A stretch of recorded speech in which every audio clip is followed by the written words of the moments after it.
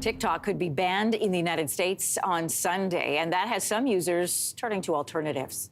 Okay, I just downloaded RedNote, aka Xiaohongshu, which is the place that all the TikTok users in the US are going now because TikTok might get banned. Apparently, it's quite similar to So the top 3 apps on the US Apple App Store this morning are all platforms that are similar to TikTok. There's RedNote, Lemonade, and Clapper.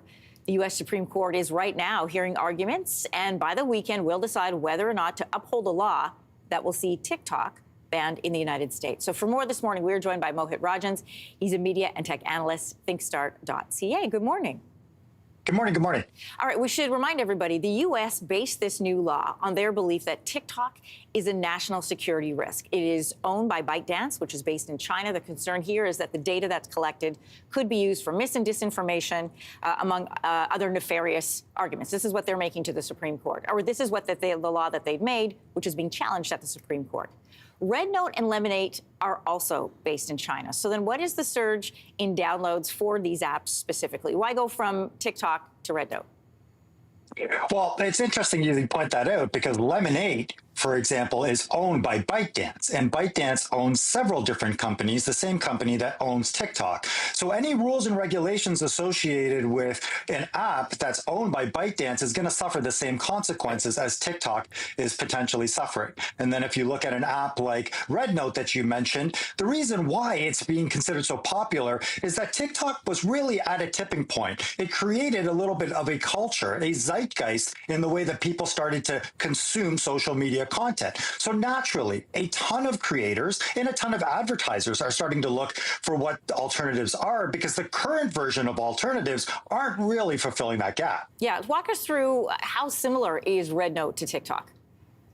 Well, the unfortunate part about RedNote is that you have to get it through a VPN in Canada. So you're not in a situation, unfortunately, where you can use it readily. And I should warn people that the idea with RedNote is that it's just bringing that same usability, that same algorithm where you can actually start to get things fed to you. But it's not necessarily going to fill the gap that TikTok has been able to do in the US. There's a ton of people that get their news from TikTok, get American information from TikTok. And so we're seeing this tipping point on two sides here, Anne-Marie. We're seeing the fact that social media companies are starting to find new ways to get out of that old sort of social media is addictive mentality and start to move towards what else they can offer people. And then the other thing is users are starting to move to building communities and less worried about trying to be around where the more popular apps are. We should mention part of this as well is a protest against the U.S. government. If you watch any of the posts on TikTok users moving to RedNote, they will always point this out. This is them pushing back against the U.S. government trying to clamp down on certain apps. They call that censorship.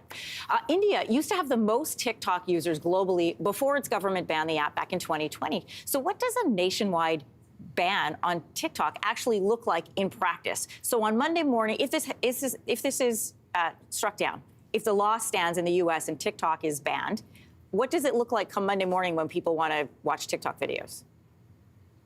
Okay, so there's a couple of things to unpack there. First of all, data sovereignty is at the heart of this conversation. So India decided to ban TikTok as a result of TikTok not being able to accurately disclose how all of the information and data is being used outside of India, the stuff that's collected there. So in 2020, they banned TikTok, and they've been fine ever since. They've had a discourse on several different other social media apps and been okay. Now, you still can get TikTok in India through VPNs, and millions of people still use it from the Indian subcontinent. Now, the other side of what you just mentioned is that we are in a situation where you're not going to see it disappear completely right away. There are questions about whether you have to update the app in order to see it disappear. But what I would tell people is that if you are a company that uses TikTok for marketing, for data, for information, which is a lot of companies, now's the time to really reconsider how it is your brand is being affiliated with the app. Mohit, really quickly, we know that Trump becomes president on January 20th, and he has said he would consider changing this law. How does that work into this story?